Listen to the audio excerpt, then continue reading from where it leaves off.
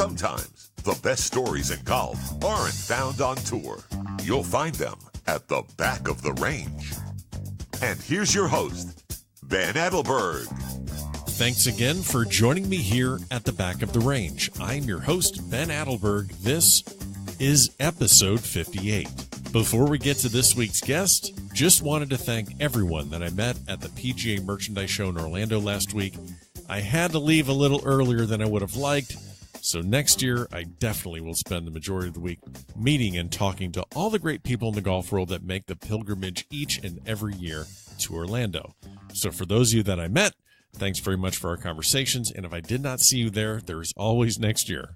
So if you're enjoying this podcast, I can't stress this enough. Let me know what you like, and also let me know what types of guests you'd like to see in the future. Whether you'd like to hear some golf course architects or perhaps some instructors, maybe you want to hear some more amateurs or some more players on the PGA or LPGA Tour, please let me know. Feedback is absolutely key. Leave a review in Apple Podcast or shoot me an email.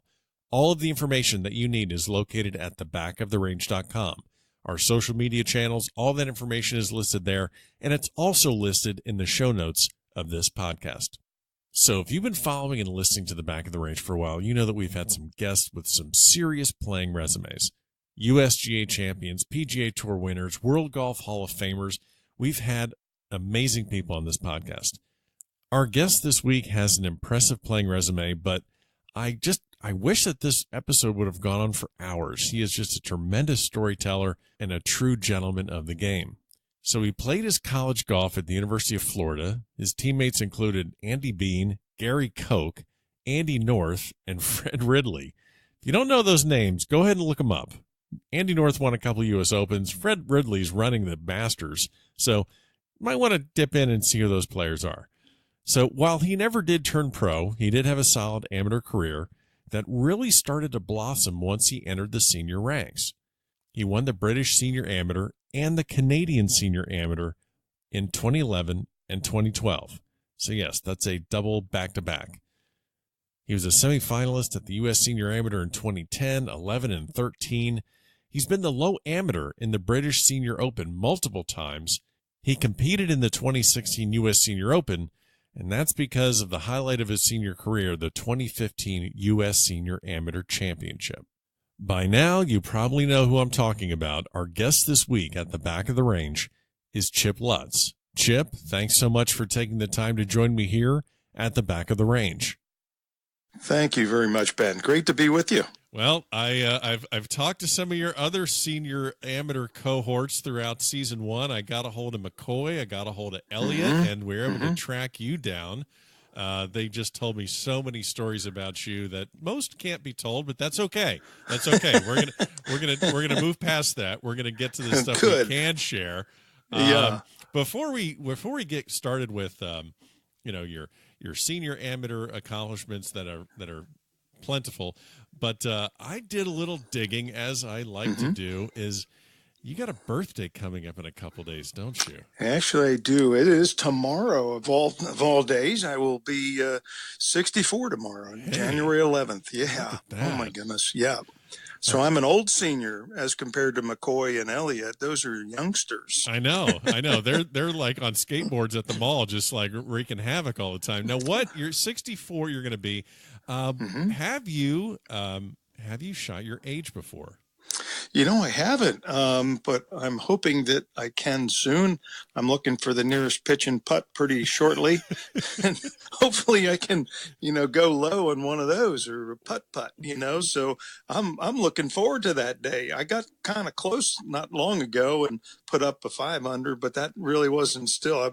I'm not that old yet. You got it. Yeah. You got a little ways to go. So, you got a birthday coming up. We're not going to go all the way back to 63 years ago for when things started for you, but we always like to get a little bit of information about how you got into the game. I know you have some pretty amazing connections early in your experience in golf. So give me just a brief history. Well, I mean, going back to about 2 or 3 years old, my brother Wedge and I were pretty much born at the Reading Country Club. So okay, hold on. I need to stop you really quickly here. Did you say your brother Wedge? I did, yes. And my brother Wedge was, in fact, his birthday would be today or tomorrow as well. We shared the same birthday, and I say shared because, unfortunately, we lost him just this past year.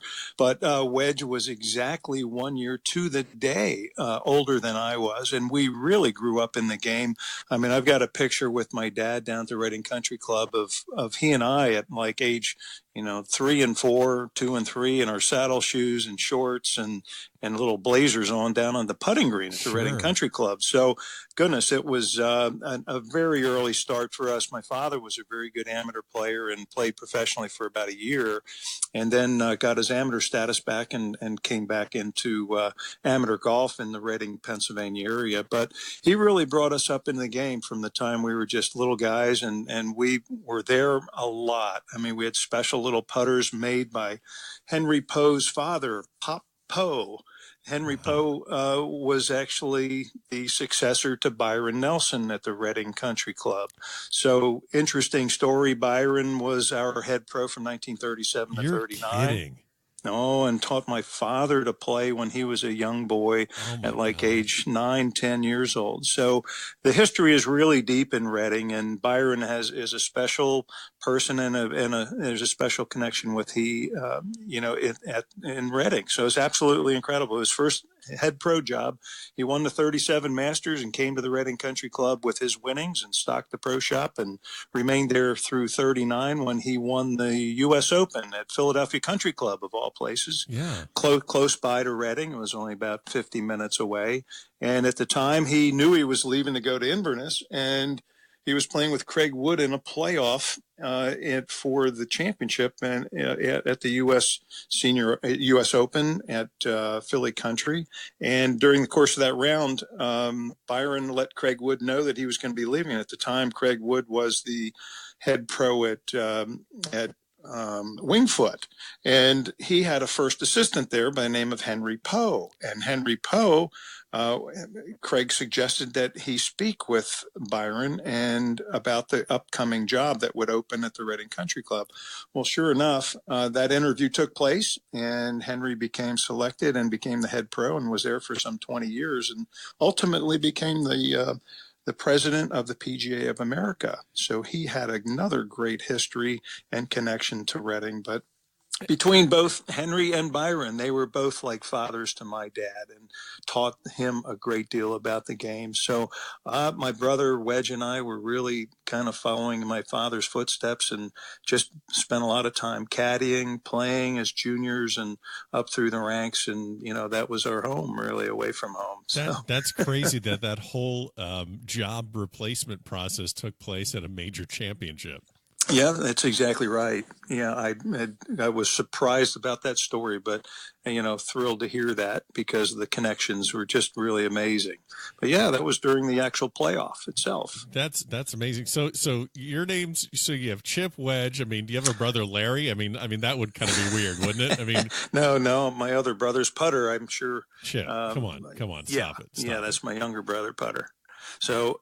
You can tell we're a golfing family. Yeah, I mean, that kind of blows all the questions out of the water that I had. Like, so did you feel like you were going to get into golf? Like, what was that decision made? I guess when the birth certificate shows up and there's Chip, Wedge, and Putter, I mean, you're going to play golf.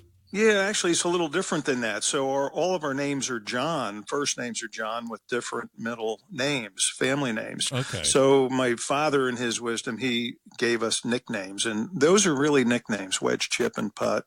That's so cool. Yeah, and that's really how we've been known almost our entire life. But of course, all of our legal documents are all John. But sure. They had to call us something different, so we knew to answer to a different name. That's fantastic. Yeah.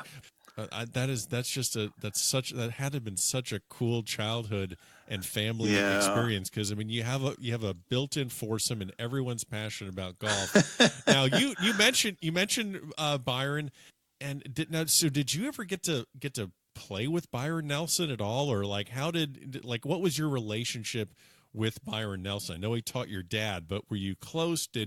What was that like? Yeah, it's an interesting story because I never really knew Byron because, of course, he had moved away in 39 and then worked at Inverness till he went on a streak, retired from the golf business, if you will, but went into to play full time that year of 45 and had his streak. And from that point, he won enough money and decided that he would come off the tour and buy the ranch out in the Dallas-Fort Worth area. So he really had, I had really no connection with him, but other than the knowledge that, there was a relationship with the family, because my grandfather, my father's father, actually was part owner of the Reading Country Club, and he was the one that really kind of got my dad involved, and my grandfather, knowing and being a part owner of the club, of the Reading Country Club at one point, had that relationship with Byron. So he's the one that kind of really got it started. And but by the time I was growing up, Byron was not in the area and would only visit very infrequently. So it was probably about around 91 or so, that a book came out that was written on his autobiography called How I Played the Game. And in that book is a chapter on Reading and some major wins. And it set forth the story about his being the head pro at Reading Country Club and his affinity for the town and for the club. And it also, in that chapter, mentioned about a three-quarters of a page story on my grandfather, my father, and my two aunts. And I was actually told about that book by Charlie Rodenbush from Pine Valley. And Charlie had mentioned it to me during one of my visits down there and said, hey, you really need to get a hold of this book. Well, of course I did right away and read it cover to cover. And in that book with that chapter, I was really surprised to learn of this story told about my aunt in particular. Right. And from that, I got a hold of Byron's mailing address, and I wrote him about a 3-page letter and brought him up to date on all that had happened with the family over the years and introduced myself. And at the very end, for some reason, I had asked Byron whether I would ever have an opportunity. I would love to come visit him. Well, sure enough, about 3 weeks later, I get a return letter in the mail, and he welcomed me to come out and spend some time with him. That's amazing. So that was really a fabulous experience. It was probably about 3 months later, we arranged a time for me to fly out there, and he came to the airport and picked me up. Wait a minute. Byron Nelson is just, that's so, yeah. Oh my gosh. So I didn't have a car arranged. I didn't have a hotel. I really didn't have anything, kind of arranged in terms of the travel plans. And I got there and I said, Byron, I don't know where I'm staying. Or he said, no, you're coming with me to the ranch. So I loaded my stuff up, got my clubs and from the baggage and hauled them out to the car, and we drove out to the ranch. And you're just looking over and like, Byron Nelson is driving me to his house. Seriously, it was really amazing. So we get there, and honest to goodness, it's just like, his grandson or his son. Right. It was just like I was part of the family, and Peggy was so gracious, and we just spent 3 days together and golfed at the club and had this great match with Peggy and I Byron and Peggy against myself. And we just had a wonderful, wonderful time. And the visit was really super special. I mean, we had dinner together at the house, and I was doing dishes and drying, and he was washing dishes. That is ridiculous. That's so cool. The one little quick story is. I'm not shutting you off from this. You go, you go, man. I mean, look, Chip. We'll get to your stuff later. Okay, we're talking about Byron Nelson now. Okay. Yeah. So the interesting little story was when I stayed there that first night, and I was staying in a guest room that had 2 single beds in it. And the room was painted this, dark green, like a master's green. And, and on the table was a book about his captaincy of the Ryder Cup in, I think it was 1963, if I recall. But there were notes in the books and signatures and things. It was on the coffee table between the two beds. And I was just marveling at that and reading it till, the wee hours. But I got up in the next morning and Peggy said to me, I'm curious. She said, which bed did you sleep in, the one on the left or the one on the right? And I said, well, that's curious you ask, but I slept in the one on the right.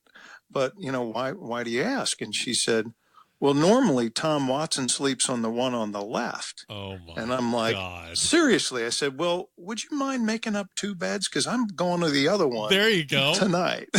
That's hysterical. So, oh, my God. I just thought that was really kind of funny. So then roll forward all these years later, I end up in the last handful of years playing with Tom Watson and practice rounds in the U.S. Senior Open and the British Senior Open, things of that nature. His caddy, Neil Oxman, has been an acquaintance, and Neil was kind enough to arrange practice rounds with Tom. And Tom was just such a gracious guy. And we had such a wonderful time. So I've done that like 3 times with Tom. And, I've told him that story a few times. Oh, and he had to chuckled. Yeah. So this is, this is a phenomenal story. Thank you so much for sharing this one, but I had to, so I want to ask you this one. This is going to be completely out of left field, but I asked this question to Stuart Hagestad. I asked it to Matt Parziale when they stayed at the Crow's Nest in Augusta. I said, I know you would never do this, but there had to be all sorts of memorabilia in the Crow's Nest. Is there anything that looked interesting that you'd be like, wow, I wish I had something like that? So I'm going to transfer that question. Did you see anything in Byron Nelson's house on the ranch that you're like, oh my God, that memorabilia, what is that? I've never seen that. Is it maybe the book that you saw, or was there anything else that just stood out that just said, oh my gosh, how do you have this? Yeah, it's interesting you asked that, and it just instantly kind of went back to a memory I had of his family room when I was in there and looking here above the fireplace and above the mantle was this needlepoint piece of artwork that was done in green, and here it was given to Byron by a good friend of his, and it was a needlepoint of the Masters scorecard that he had, that was done, and it was above his fireplace, and he so greatly cherished that particular piece. Oh my gosh. And I thought that was the most unique thing that I had seen, and I thought was really special. And the fact that he considered that to be so special to him. It was his first major win, and it was 1937. It was April of the year he started the Reading Country Club. All those things kind of together, and for him to have made special note that was, meaningful to him was really, really kind of neat. Very personal. That is absolutely amazing. That was special. Wow. Well, anyway, I know we could fill up a whole episode talking about Byron Nelson, sure. but we're gonna need. We're gonna need to talk about you, Chip. You've done a couple. Oh, geez, that's kind of boring. I know. You've done a couple things. Let's just knock these out, and then I know you probably got golf to go play today, but let's look at. You grew up in Pennsylvania, obviously, and then you play. We have so many Florida Gators that have come through this podcast. Oh, I know. You played at the University of Florida for a couple of years, starting in the early 70s. I did. And you had a bunch of guys on this team that a lot of people will know. I mean, you have Gary Koch, and you have a two-time U.S. Open winner, Andy North. Fred Ridley works over at the Masters now, handling a few things. We're just kidding. He's actually he's the man in charge over at the Masters. He's the man. Andy Bean? Andy Bean, of course. What do you remember most about your time at Florida, and actually what kind of prompted you to maybe, like, what was your decision point of, do I want to play pro? Do I want to stay amateur? What was kind of those 2 years at Florida like for you? Well, it was really a tough time. It was incredibly competitive. I actually was only a walk-on player. We had over 100 guys playing in qualifying for, over 10 rounds of stroke play to make the cut as a walk-on on this team. We were so deep in talent. I knew we had a very, impressive group of guys going there. I was a little bit naive, I think, in applying to go to Florida from Pennsylvania.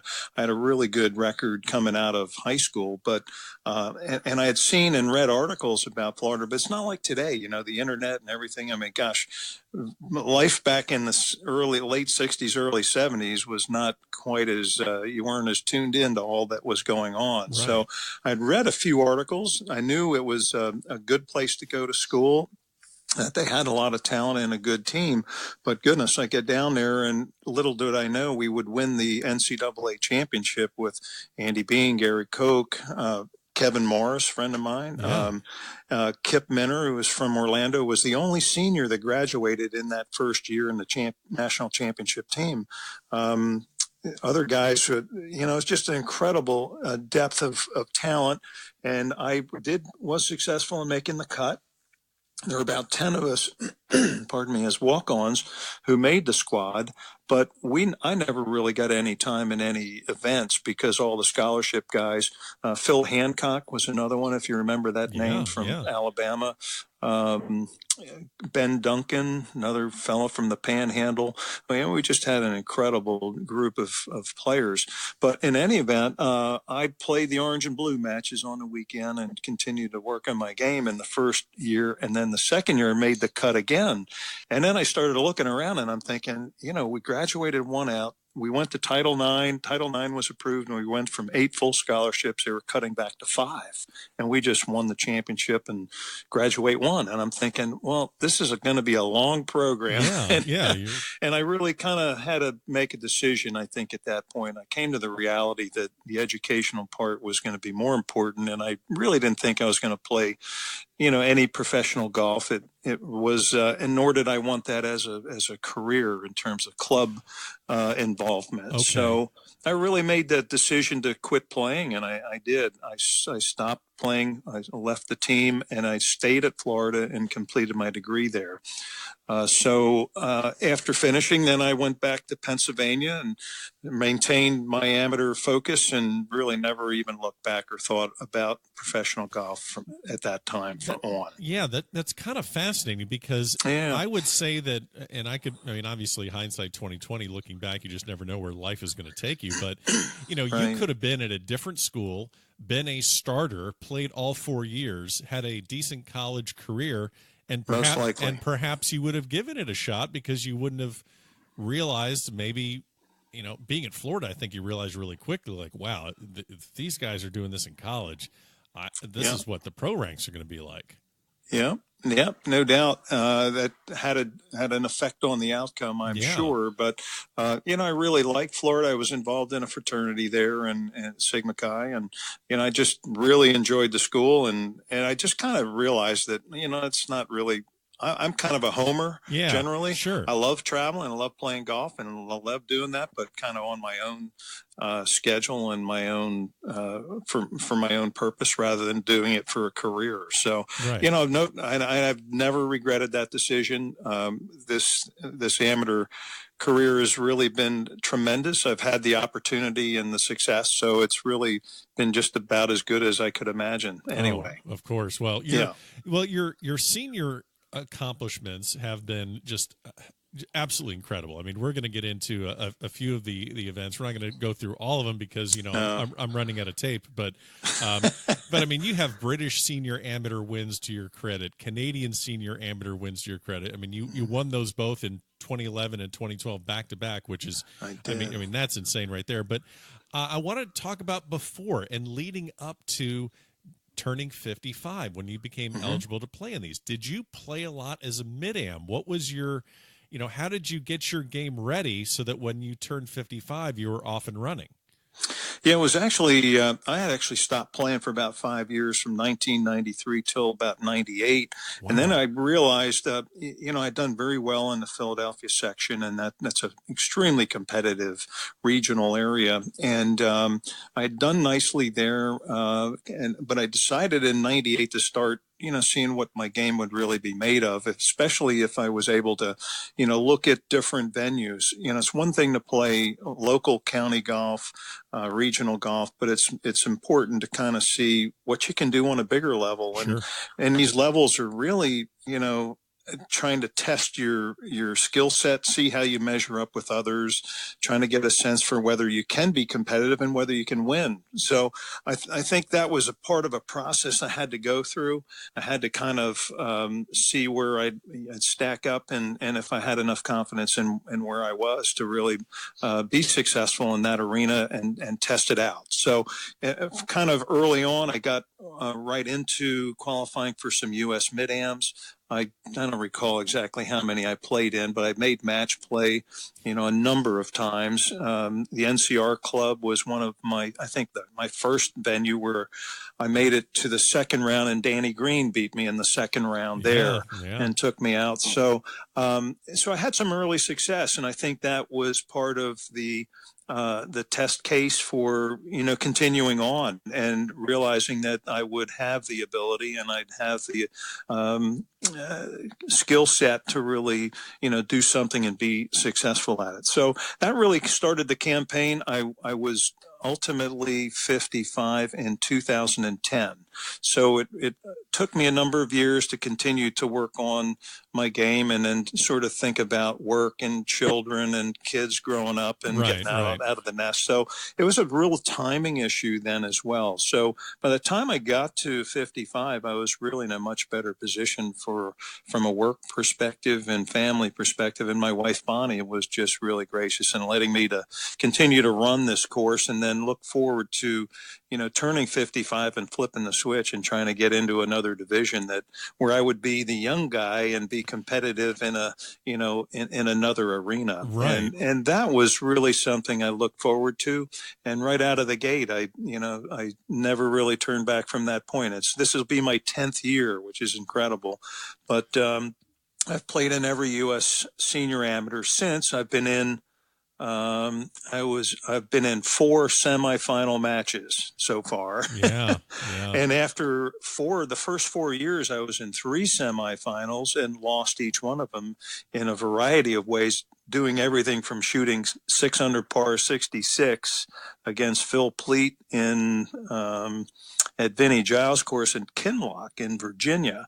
And that was kind of a stunning loss. Sure. And after that one, I was like, oh my gosh, am I ever going to be able to get this done? And, at one point I'm thinking, I've lost in semis 3 times. And you kind of do some internal reflection. And somebody said to me, well, maybe you're not really a good match play player.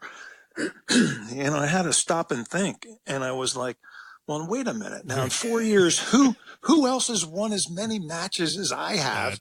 There you go. To get to where I am, I can do this. You can do that, yeah. So it wasn't until a couple years later, and I was running out of exemptions. But in 2015, I managed to focus enough and make a great run at Hidden Creek and finished it off. And that was really the capping of what I thought had been a great run. Of course. It was incredible. So I had, a number of other victories early, but I did manage the following year in 16 to win my 3rd British. And I also managed to get 4 silver medals in the British Senior Open, so that the silver medal is for the low amateur in the Open, Senior Open. So I was presented with 4 of them over the course of, I think, 6 years. So it's been really fantastic. Just beyond my expectations, but success sometimes breeds success. And once I got going and managed to do well, I just kind of kept the pedal down and kept it going. That's phenomenal. So I've been just really incredibly fortunate. Yeah. You mentioned starting at 55. You kind of dove into a little bit about the work-life balance.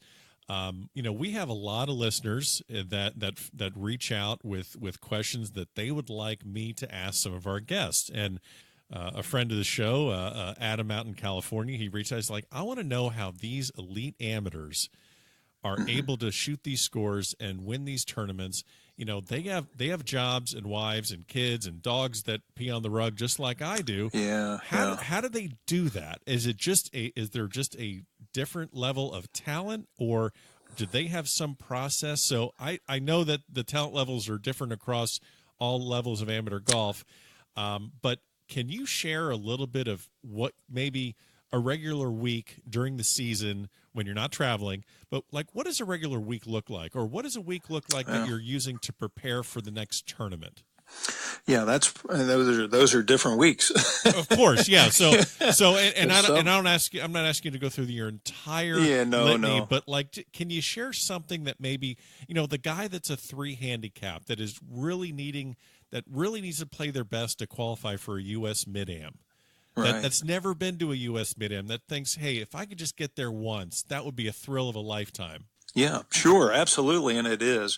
And I certainly wish everyone that opportunity, because it's a unique and special experience. So I think it's real personal in nature. I can tell you what I do, and others may have different personal experiences. And I guess it sort of comes from, knowing yourself and knowing your own skill set and your level of focus and your, your desire to, work a schedule and be on some kind of a regimen. Because when I look at my schedule, I really have to kind of map this out, and it requires a bit of preparation in a methodical way so that you can really try to get to the right place at the right time.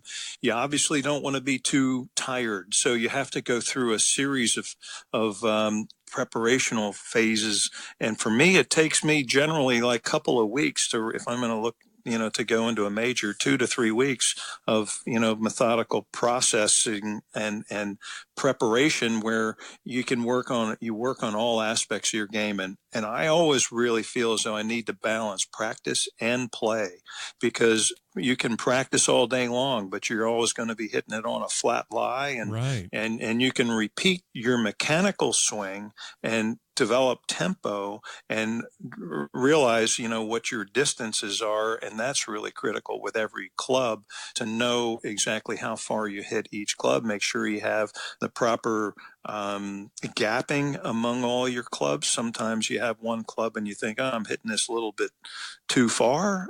Or one I'm hitting too short. Well, you probably should check the lofts on those clubs and make sure you have the proper gap spacing and get somebody to look at that, because clubs bend during the course of the year with the impact that you make in the turf over time. So you need to kind of really assess and make sure your equipment is properly set, and then work yourself into a phase of, repetition and practice. But then you have to augment that with play, because that's where you're going to get the side hill lies, the uphill, the downhill, the compound lies, the different bunker shots that you're going to have, the lines you need to take on certain off the tee, and how you want to shape a shot in one way or another. So you really have to work that aspect as well. And then think about putting and short game. I mean, there's another whole phase where you need to focus on. When you think about hitting greens in regulation, you're going to make 36 long shots, drives and approaches, and then you're going to have 36 putts if you're on the green, and 2 putt every one. Right. So that means putting's half your scoring. Of course.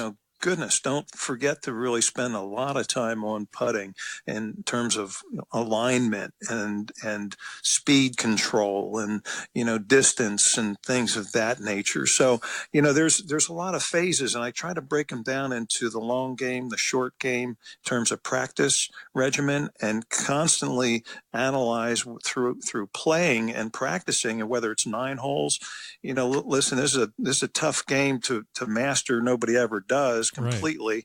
Right. But you need to find the balance that you can execute all the shots you're presented with in competition. And by doing it, repetition in terms of practice, and then play, supplementing it with play is really critical to get all the other aspects of the game. So I really try to measure my practice. Some days I'll just be practice only, then I might play the next day, and then I may start mixing it in a little of each.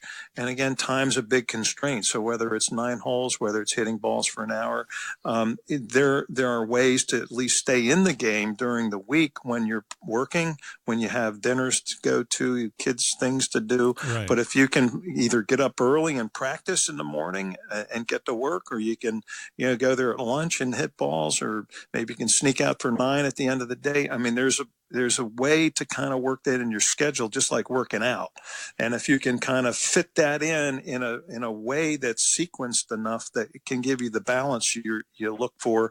And then if you find any particular area of weakness, then work on that, as you get closer, to competition. So right. I know that's a long answer. No, but, you're fine. That's this fine. is a lot of stuff. Yeah, there's a lot. Well, hey, that's that. You're a USGA senior champion, and British and Canadian, so you're the guy to talk to. Yeah. Now, a lot of these tournaments involve match play. Mm-hmm. It's funny you're talking about. You were kind enough to call me yesterday to do a little pre-planning for this episode, and Chip, you can't be this nice of a guy. I mean, seriously. And what's funny is that I'm a big fan of John Feinstein, and one of his great books, I mean, he has a lot of great books, but, one of them is called The First Major. And he alluded to the fact that maybe some guys are too nice and that they lack that killer instinct, and maybe they didn't win as much as they should have. So I want to ask you this question. In match play, are you the nice guy out there that's just yucking it up and being buddies with everyone and then just quietly, kicking their butts? But like what's your persona on the golf course? Do you go dark, or are you just the same way all the time? I try to be the same way. Obviously, there's a lot of internal stuff that goes on that you try to separate from the external view or image that you may portray. But obviously, different things happen at different times, and your emotions kind of can run a little hot or cold, and you can express yourself differently at different times depending on the day and the competitor you're playing against. So, you have to sort of measure that, I guess, and see what you think might be the best strategy for a given situation. So, I've come up against some tough hombres or some guys that are cussing and carrying on. And, I kind of take different tacks, I guess, depending on what the circumstances present. But nonetheless, I think hopefully my even temperedness is helpful, in the long run. And I think I would tend to be more along those lines as compared to, and I like to acknowledge guys that make great shots or do things. And I'm complimentary. I'd like to be supportive in a way, but yet I like to still kick the crap out of them. There you go. There you go. Yeah. So, there certainly is a burn going on, but I try to overcome that and at least be complimentary and appreciative of, the things that they do, and try to say nice things. don't be nasty. So, I still want to be friends with everybody in the end of the day. Sure. And make it a good experience. And losing sometimes is very difficult, and you got to swallow hard and, congratulate everybody and look forward to the next opportunity. So, but those are the things that drive you then. And of course, the losses are the ones that really give you the fuel to do better next time and try to learn from those experiences. So, but yeah, I try to be a good guy as best I can. Yeah, there you go. Hey, don't we all? We all try and do that. I want to ask just a couple questions about the Senior Open in 2016, but before we get to that, we glossed over the Canadian Amateur, the British Senior Amateur. What's been what prompted you to first pop over across the pond? What was your first? I mean, had you been over there to the UK before playing in these tournaments? Have you done many? Yeah. So what do you like so much about going over to the UK and playing links golf? Well, I just love the history of the game. And I Sure. think, it all really started over there. And when I got there in 1998, it's actually the first year I started playing. I joined three other local guys from Reading who were older than me generally. And one of them is from Skye, Scotland. George McLeod, and George is, encouraged me to come along with he and Rod Eakin and David Jones, three guys from Berkshire Country Club in Reading. And I joined these fellas, and I just had the time of my life, and I just could not believe how much fun it was to play over there.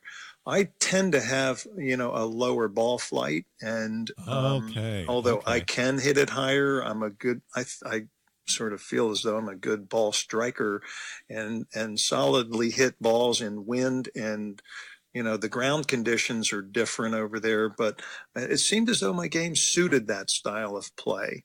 And I'm adaptable in my game to a variety of course conditions and things. And I think that's what really kind of intrigued me, is that it was a different style of play, and the history of the game over there was like no other. Right. And I just found it to be very intriguing. And that was my first indication that it was something I would really love to do and try that as an opportunity. So when I was given the chance to, after having made the cut in the U.S.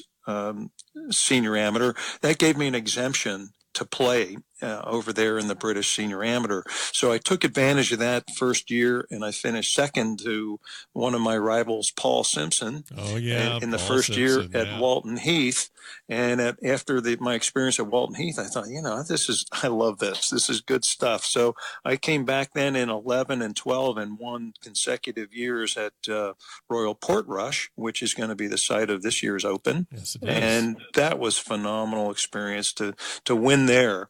And then to back it up with a win in Wales at McCannis, and that was 12. And then that sort of propelled me into the British Senior Open exemptions, and then the silver medals, and that gives you exemptions. And, you just kind of, I was able to keep that rolling for a number of years. And then most recently in 16, winning again, that gave me the exemption to 17. And last year was the British Senior Open at St. Andrews, and that really was spectacular. A lot of my family and friends had come over. We had like 19 people join us, and we just had a big time, and that probably was my Swilken Bridge swan song. Nice. Well, yeah, because you and McCoy and Elliott were all over there together, and we were. You three guys running around in St. Andrews is just that sounds like a made for TV that's movie. trouble. Yeah, I was going to say, well, that's perfect that you just said that, because when I talked to, I can't remember if it was McCoy or Elliott, but one of them told the story about them getting stuck someplace out in Scotland with a flat tire. And that was Mike. Yeah. Okay. Perfect. So, can you think of any one of your trips that you've been over to the UK where something went haywire with lodging or travel or anything? Oh, I think you got one. Yeah, we got one. Oh, I heard. Yeah, actually, it's kind of funny. We were this was at the British Senior Amateur at Royal Portrush. Okay. So this was the site of my first victory, and my brother putter had just turned 50 with a couple of his buddies, Larry and Bill, and the four of us were traveling a week in advance of the British. And Larry and Bill were going to fly back home, and Bill West and Larry Schultz, those boys were going to leave. But Putter, my brother, was going to stay on and caddy for me in the British Senior Amateur. Perfect. So we're traveling around the countryside over there, and we get to Portrush in the little village, and we're at this B&B, and we turn up there for our first night, and the shopkeeper, the innkeeper's like, I don't know. He says, where have you guys been? He's like, you guys are supposed to be here yesterday. And I'm like, no. And I thought, and he's like, I'm ready to give the rooms away. And, the place is a small village there, and right. The place was packed. It was in the summer months, and that's their high season. And fortunately, he did not give it away, but he was really not happy with me. Of course. And I thought I totally blew the whole thing and didn't have a place to stay the first night there. But fortunately, we calmed this guy down, and we convinced him that it's all okay. I'll pay you for the extra night. Right, and, right. You know, Yeah, it's my fault, my problem. You know, my fault. I apologize. What can we do? You know, da, da, da, da. So next thing you know, he said, okay. Well, I got the room yet, but I'm ready to give it away. And I had other people lined up, and I was like, oh my gosh. So we really dodged a bullet. We managed to get the rooms and stay at the place. And we were on board for the tournament. And by good fortune, I end up winning. And this guy gets, he's really happy then, of course, and wants pictures. And Now he's your best buddies. Yeah, right. Yeah, this is the place. Gosh. This is the place where Chip Lutz slept. So yeah, of course. Oh my gosh. Yeah. So too funny, but almost got ourselves in trouble right out of the gate on that one. Wow. Well, these successes, lead into obviously many more tournaments. You get to play the U.S. Senior Open, and then we come back. Mm-hmm. We come back to Tom Watson, because you and McCoy and Elliott got to join him for a practice round at Scioto, and that's just incredible. But you kind of have a somewhat of a previous relationship with them. Yeah. I had played with Tom before. Yeah. And I know when you're in your press conference at that event, you mentioned that you're always watching and observing the actions of the game's true champions. And at the time, you're looking up to him. Do you kind of feel now that there are maybe some senior AM rookies that have reached out to you, and they look at you as a guy that's been there, done that, and has the experience? What's your kind of place within those tournaments now?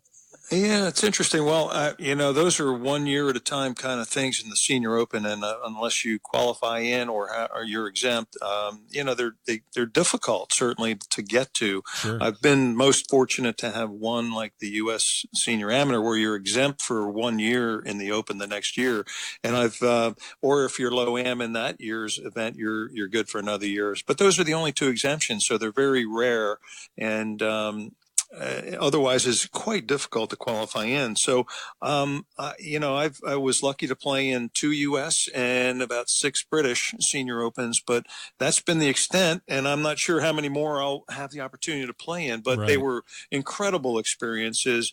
I do have occasionally, guys come up to me and say, "Oh my gosh, you've been so, fortunate to do it. How'd you do it?" It's kind of hard to explain that. I mean, but it's a sort of a course of hard work and good fortune, and I don't know how how I differentiate myself versus others, but there's certainly many other people who have been successful in the game, and I'd like to be considered one of them, but the formula is no magic secret or magic pill. It's just it's a lot of hard work and good fortune. But yes, I have had some folks say, that's amazing. What'd you do? How'd you do it? We go through, practice regimen, things that we just talked about, stuff like that, and then being at the right place and right time and getting a breakthrough moment, and then trying to use that as leverage to kind of keep it going. Of course. What So let me ask you, you're turning, we're recording this episode on January 10th. Tomorrow's your birthday. Yeah. You're turning 64. What you've accomplished so much in your senior amateur career. What still keeps you going? What's on the radar for 2019? I mean, you have nothing to prove. You've won everything you can really win. You've won Crump in Pine Valley as a senior.